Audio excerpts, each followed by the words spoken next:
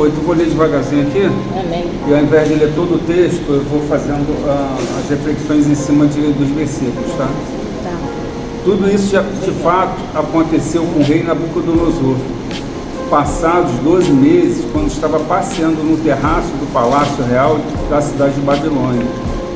O rei disse: não é esta a grande Babilônia que eu construí para a casa real com meu grandioso poder e para a glória da minha majestade?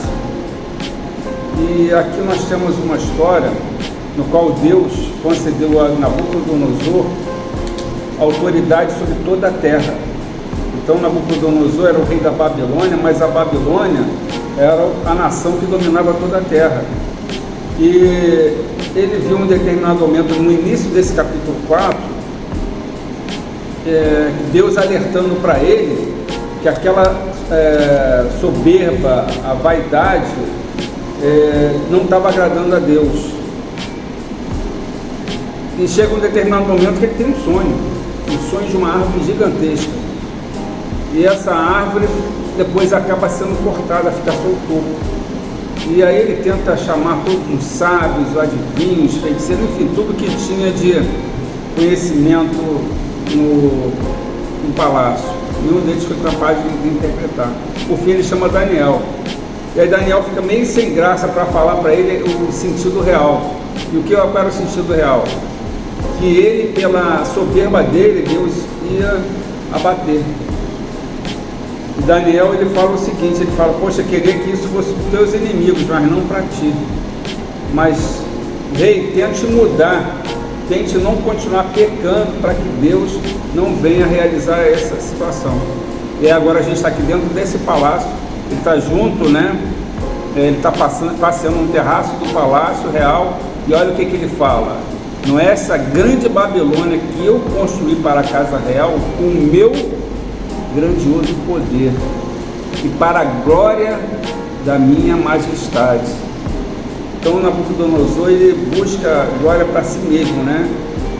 E tem muitos momentos na nossa própria vida que nós somos levados a buscar reconhecimento naquilo que a gente faz, porque a gente às vezes coloca a situação de autoridade em relação a algo, mas tantas vezes a gente nunca consegue fazer algo que fique de alguma forma que não seja levado para que todos venham reconhecer isso.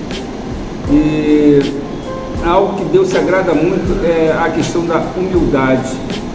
A gente às vezes é exaltado mesmo quando a gente procura humildade, mas quando a gente está sempre procurando glória para si, a gente acaba não conseguindo, sabe?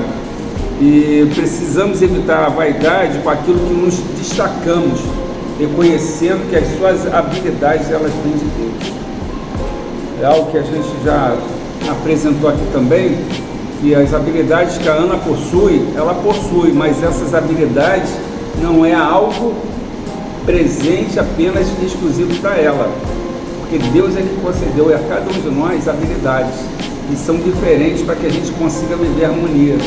Só que alguns, eles não reconhecem isso. Então, quando alguém é muito inteligente, aí imagina que a inteligência que ele possui essa capacidade de raciocínio. Quando alguém tem uma habilidade, como a facilidade com a marcenaria, enfim, cada tipo de habilidade, ela é concedida, mas é algo que é dado pelo Senhor. E Ele nos dá essas habilidades para engrandecimento do reino dele. Só que em muitos momentos a gente não faz isso. A gente quer trazer para si próprio essas habilidades, esse reconhecimento. E quando a gente continua aqui no versículo 31, enquanto o rei ainda falava, veio uma voz do céu que disse: a você, rei Nabucodonosor, se anuncia o seguinte: esse reino lhe foi tirado. Você será expulso do meio das pessoas, e a sua morada será com os animais selvagens. Você comerá capim como os bois, e passarão 7 tempos até que você reconheça que o Altíssimo tem domínio sobre os reinos do mundo e os dá a quem Ele quer. No mesmo instante, no versículo 33, se cumpriu a palavra sobre Nabucodonosor. Ele foi expulso do meio das pessoas e começou a comer capim como os bois. O seu corpo foi molhado pelo orvalho do céu, até que lhe cresceram os cabelos com as penas da águia, e as suas unhas como as garras das aves. E aí Deus confrontou Nabucodonosor.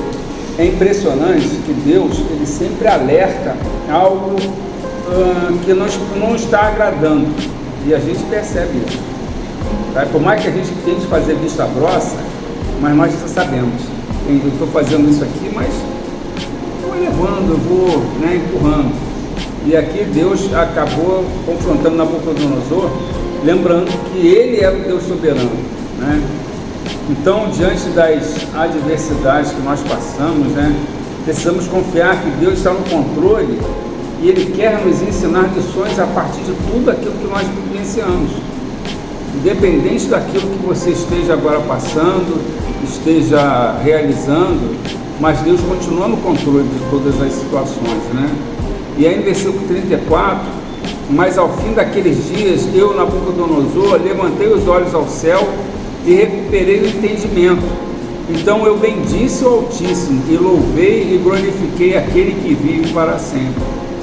O seu domínio é eterno e o seu reino se estende de geração em geração. Versículo 35. Todos os moradores da terra são considerados como nada, e o Altíssimo faz o que quer com o exército do céu e com os moradores da terra. Vocês já observaram esse versículo? Já. O Altíssimo faz o que quer com o exército do céu e com os moradores da terra. Então, assim, ele faz o que bem entende com qualquer um, tanto no âmbito celestial como no terreno. Não há quem possa deter a sua mão, nem questionar o que ele faz. Versículo 36. Nesse tempo, recuperei o entendimento e para a dignidade do meu reino, recuperei também a minha majestade e o meu resplendor. Os meus conselheiros e os homens importantes vieram me procurar. Fui restabelecido no meu reino e a minha grandeza se tornou ainda maior. Então Deus acabou tratando esse homem, mas pela infinita misericórdia de Deus, ele acaba trazendo esse homem para a humildade, para ele reconhecer que aquele reino, aquele palácio, tudo que ele tinha, na realidade foi Deus que lhe concedeu. E muita gente às vezes é muito cheio de soberba, nariz em pé por qualquer coisa, e Deus não se agrada disso. Se tem uma coisa que você não vai conseguir conciliar, é soberba e a atitude com Deus. Deus não se agrada de forma alguma, né? Então ele, após reconhecer a soberania de Deus, o rei foi restaurado. E quando nos arrependemos das atitudes equivocadas, autoritárias que nós temos, a gente às vezes nem percebe. Tem algumas situações que um de nós poderia falar assim: mas eu tenho soberba, às vezes eu não tenho vaidade, eu não sou arrogante. Mas a gente pode perceber algumas situações que às vezes elas estejam de forma subjetiva dentro de você, mas que você não perceba. Às vezes até a forma de falar, sabe? Então outro dia eu estava conversando com uma amiga, a gente estava dentro do elevador, conversando até sobre essa questão. E ela falando assim: não, mas eu me sinto a pessoa tão humilde. Quando a pessoa entrou no elevador, e ela nem cumprimentou, nem olhou para a pessoa, sabe? Então, por quê? Porque era uma pessoa muito simples que entrou no elevador. E a gente às vezes, até nas nossas ações, a gente não percebe isso, sabe? Então, é necessário que a gente, como nós ouvimos aqui louvor, que Deus trabalhe no nosso interior para nos fazer pessoas, próximas dele, pessoas que se pareçam com ele, pessoas que as outras olhem e tenham prazer em falar com você. Porque tem algumas questões que nos afastam das pessoas, a gente não percebe, porque elas estão tão aparentes que a gente às vezes pensa que a nossa forma de comunicação é através apenas dos lábios, e ela não se traduz apenas a isso. A forma como você olha, a forma como você se dirige às pessoas, tudo isso, que a gente chama de a linguagem através de gestos, as atitudes, e isso tudo acaba refletindo. No versículo 37, agora eu, Nabucodonosor, louvo, engrandeço e glorifico o Rei do céu, porque todas as suas obras são verdadeiras e os seus caminhos são justos. Ele tem poder para humilhar os orgulhosos E Nabucodonosor, ele conclui reconhecendo a grandeza de Deus, né? E nosso propósito aqui na Terra é sempre glorificar a Deus em tudo que nós fazemos. Aí você poderia falar assim, mas então teria que estar fazendo toda a obra de Deus? Não, aí nós estaríamos na religiosidade, mas glorificar a Deus é quando a Ana tem uma atitude boa, quando ela se compadece de alguém, quando ela conversa com alguém, quando ela tem palavras que edificam a vida de alguém, você está engrandecendo a Deus. Engrandecer a Deus não é só no âmbito vertical, mas no horizontal também. Então, quando ele fala, faça bem aqueles pequeninos, aqueles que estão à sua volta, exatamente é isso que Deus ele quer. Eu até lembro daquela passagem de 3 personagens que tinham cargos, 2 tinham cargos eclesiásticos.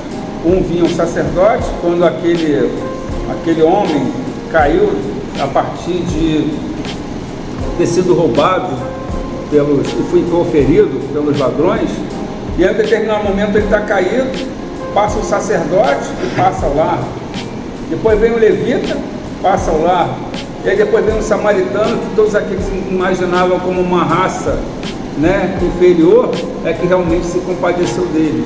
E aí Jesus pergunta, qual deles fez a minha vontade? Exatamente o samaritano.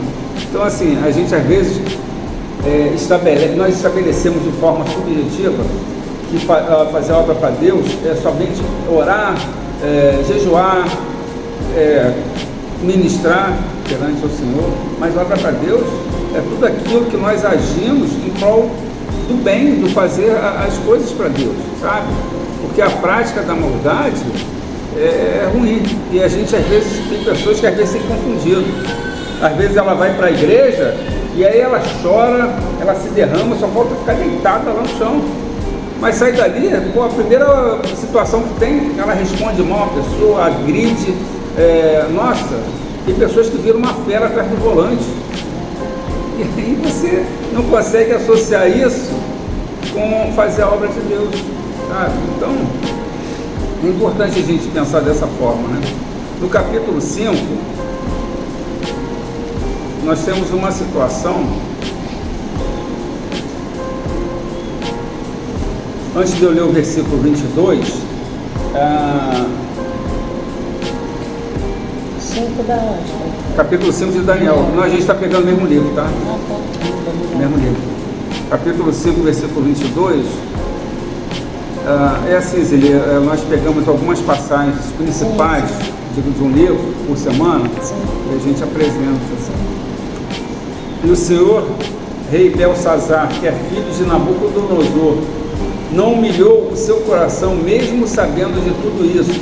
Sabendo de tudo isso que o pai dele havia ficado durante 7 anos com a mente de animal, porque não se humilhou perante Deus. E aí, o que esse homem vai fazer? Ele vai pegar os objetos sagrados que eram utilizados para o sacrifício, que eram utilizados pelos sacerdotes, e ele vai pegar aquilo exatamente num tom de zombaria e utilizar esses utensílios para a festa. Vocês imaginaram o que é esse zombar de Deus? Foi exatamente o que ele fez. E aí, Daniel agora vai traduzir para ele, porque aparece uma mão que escreve numa parede durante a festividade. E essa mão, ela diz o seguinte: Belsazar, tu foi pesado, né? Foi medido a sua pesagem, e você não foi achado em você, né? Um prumo, você está em dívida. Então, agora nesse texto aqui no versículo 22, e o Senhor rei Belsazar, que é filho de Nabucodonosor, não humilhou o seu coração, mesmo sabendo de tudo isso. Versículo 23, pelo contrário, se levantou contra o Senhor do céu, mandando trazer os utensílios do templo dele, para que o Senhor, ó rei, as suas mulheres e concubinas, juntamente com os homens importantes do reino, bebessem vinho neles.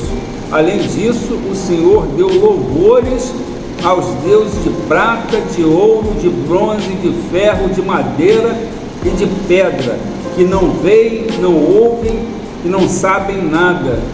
Mas o Senhor não deu glória a Deus, em cuja mão estão a sua vida e todos os seus caminhos. É um versículo forte, né?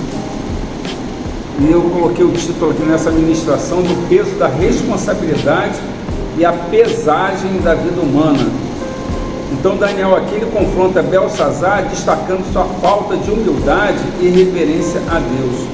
Porque uma questão é quando você faz alguma coisa com aquele que está à sua volta. Mas quando você realmente faz algo como afronta a Deus de forma direta, é muito pesado.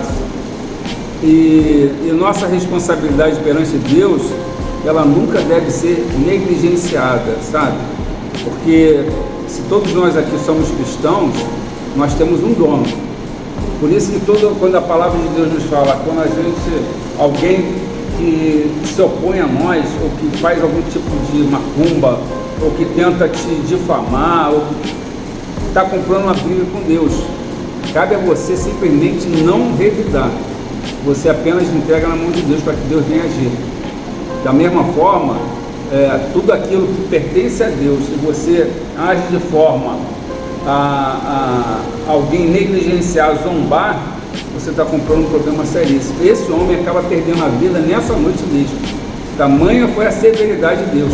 Tu vê uma mão escrevendo numa parede durante a festividade, Deus nem tardou, Deus já agiu naquele momento, naquela noite mesmo. Ele perdeu o Império Medo-Persa exatamente nessa noite. Deus tirou da mão dele, né, essa autoridade. E nossa responsabilidade perante Deus, ela não pode ser de qualquer maneira, sabe? Porque Deus, ele quer te exaltar, mas você simplesmente zombando, fazendo coisas que... E é necessário a gente reconhecer a autoridade de Deus sobre todas as áreas da nossa vida. Porque tem momentos que a gente estabelece que, não, Deus é meu dono, Deus é meu Senhor.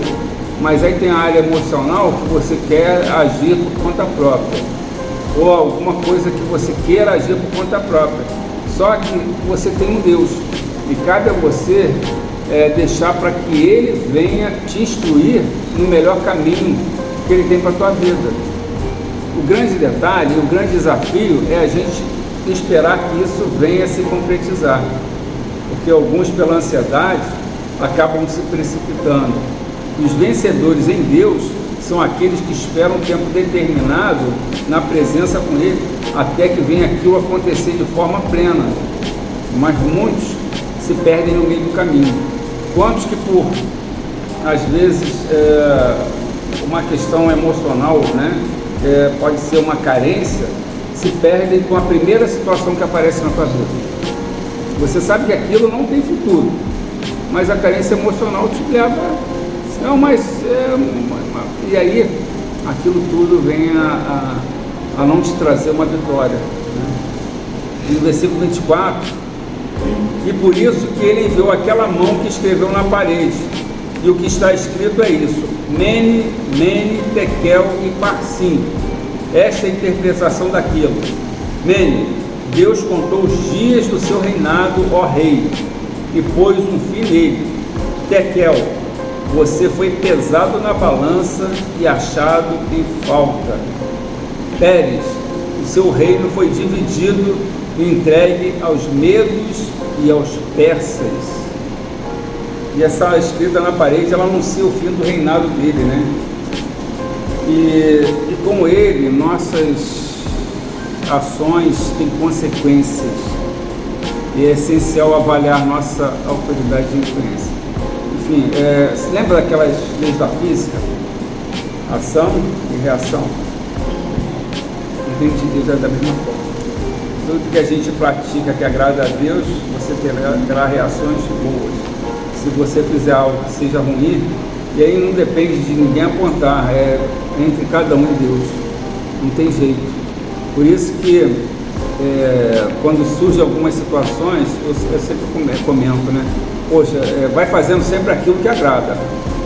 Ah, não estou vendo, mas vai tentando fazer aquilo que agrada a Deus. Porque a hora, no momento oportuno, no instalar de Deus, Deus pode mudar toda a situação.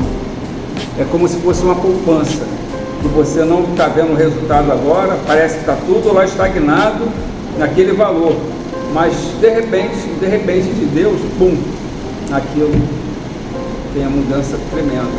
A grande questão nossa é que nós temos variáveis, a gente não consegue se estabilizar, ou boa parte não consegue, no sentido de ter uma vida com Deus contínua. Não estamos falando de ficar 24 horas orando, 24 horas aqui, né? Não é isso, mas é que a gente tem uma vida com Deus que ela seja contínua, não é uma hora buscar muito quando as coisas ficam ruins, e aí as coisas ficam boas, você larga Deus de lado, e aí é difícil. Outro dia alguém falou para mim que quando ligou para uma outra menina, e a menina, não, essa semana eu não quero nada buscar Deus, quando der vontade eu te procuro. Meu Deus, uma declaração dessa mostra o quê? Se nós dependemos de Deus em toda a nossa vida, na questão da segurança. A Clay acabou de falar agora há pouco, que ela foi no local e só Deus vai guardar. E nós podemos sair daqui em qualquer lance, as coisas ruins são aí, mas Deus está nos guardando. Então, em toda situação, e quando você quer procurar Deus só quando você tem desejo, é você colocar Deus como não sendo prioridade na tua vida. E isso é ruim, porque Ele quer ser sempre prioridade, independente de você estar, né? Mas é necessária essa busca contínua, essa busca diária, sabe? Porque senão eu não consigo me pensar se um dia falar com Deus. Eu não consigo pensar nisso. Se alguém aqui consegue, eu não tenho essa... porque ele acabou não sendo meu confidente, sabe? Eu preciso falar algumas coisas para ele diariamente, eu preciso conversar, sabe? Eu sei que tem momentos que ele não vai te responder, vai ficar lá em silêncio. Tem momentos que ele te surpreende, e do nada ele começa a te trazer uma série de respostas. Mas ele é Deus, ele é Senhor. Mas você tem a certeza que você está guardado. Eu tenho essa convicção. Eu quando saio para alguns lugares, eu tenho... você pode vir aqui pregar aqui na minha igreja e tal, pego lá, boto no Waze, Senhor, estou indo lá fazer a tua obra. Tu é meu escudo, tu é meu protetor, eu vou fazer aquilo que... E Deus tem protegido, tem feito, sabe? Então eu acho que é dessa forma, né? Então é importante a gente lembrar que as nossas decisões impactam pessoas ao nosso redor. A gente às vezes esquece disso. Não, eu vou fazer isso, mas as nossas decisões, elas acabam impactando quem está ao nosso lado, né? E essas decisões, elas estão alinhadas com o princípio de Deus.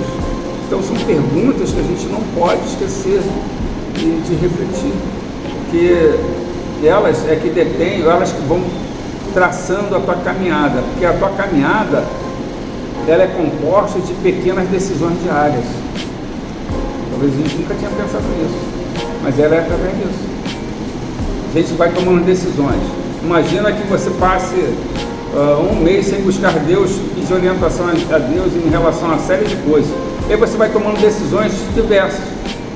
E você já parou para pensar que de repente essas decisões, elas estão indo para fora de um caminho, de uma rota traçada do projeto de Deus na tua vida, para que venha a ser concluído? Isso é necessário a gente refletir. E versículo 29, então Belsazar mandou que vestissem Daniel de púrpura, que lhe pusessem uma corrente de ouro no pescoço e que proclamassem que passaria a ser o terceiro no governo do seu reino. Versículo 30, e naquela mesma noite Belsazar, rei dos caldeus, foi morto, e Dario o medo se apoderou do reino quando tinha mais ou menos 62 anos de idade. Então o julgamento anunciado, ele acabou se cumprindo naquela noite. Tem momentos que a gente precisa ter urgência de vivermos de maneira justa e alinhada com Deus. Não há tempo para a gente ficar perdendo tempo. Não somos mais crianças, não somos mais adolescentes, não dá para ficar erro, acerto, ficar... Poxa, parte da vida, ela já foi aproveitada para observarmos os erros, mas persistir nos erros daqui para frente, não vale a pena. Talvez muitos não percebam isso, mas até questões relacionadas a relacionamentos errados, ele pode vir o início, depois um período, né, nesse período de relacionamento, e depois o término. Já observaram que às vezes as coisas podem levar anos, esses anos estão em contagem regressiva. A gente não percebe isso. E é necessário a gente focar nessas questões. Porque talvez seja melhor pedir a Deus para que Deus conceda aquilo que Ele tem de melhor para a nossa vida. E não a gente ficar perdendo tempo com situações erradas. É como você querer ter uma boa rentabilidade em algo, mas aquilo que você está se associando é algo ilegal. Você já viu algo ilegal durar muito tempo? Vocês conhecem algum bandido idoso? Vocês conhecem? Eu não conheço. Agora chega, a conta chega. Só que a gente às vezes estabelece que as coisas muito erradas são somente eu não pertenço ao tráfico, eu não ando de arma armado, não, mas tem coisas que você precisa estar alinhado com a vontade de Deus para que aquela promessa dele venha se concretizar, para que venha se cumprir. Senão a gente vai ficar caminhando em círculo, né? E não acabamos não indo para algum lugar. E não devemos demorar na busca pela retidão. É importante viver os princípios de Deus agora. E é importante também que a gente não abuse da paciência de Deus. Eu aprendi essas questões muito novo. Que eu falava assim, eu vou viver algumas situações e às vezes, sabe, e eu aprendi às vezes situações da pior forma possível, porque me trouxeram algumas dores que eu poderia ter ficado livre disso. Mas era tão novo, eu imaginava que, sabe aquela concepção que muitos falam, Deus perdoa tudo, Deus perdoa, mas as consequências não nos livra, Ele não nos isenta das consequências, nunca nos isenta, né?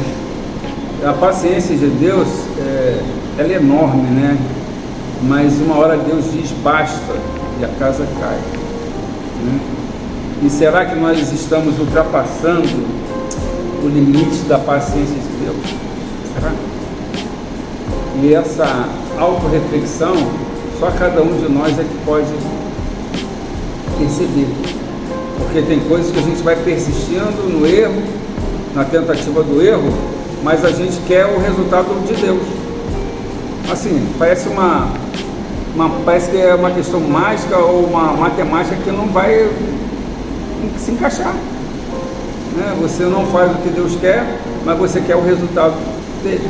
Não funciona.